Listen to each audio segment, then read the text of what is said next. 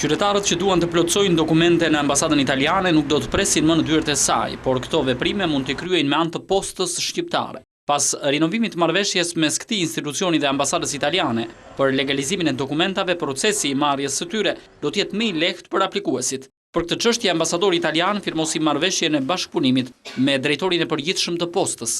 Si tratta di un servizio che riteniamo Bëhet fjalë për nënshkrimin e një marrëveshje të aftë për t'i dhënë qytetarëve një shërbim sa më cilësor, për kërkesat e tyre pa qenë nevojshme të vinë personalisht në ambasadë. Të gjitha shërbimet që ofrojmë do të bëhen në mënyrë lokale në të gjitha qendrat e postës shqiptare që e mundsojnë këtë shërbim. Posta shqiptare garantoi ambasadën italiane dhe qytetarët se zbatimi i kësaj marrëveshjeje do të kryhet me profesionalizëm dhe se shërbimi ndaj klientit do të jetë cilësor. Një shërbim i tillë ndihmon kryesisht studentët që dëshirojnë të aplikojnë në universitetet italiane për shkollim, duke ulur shkallët burokratike të këtij procesi.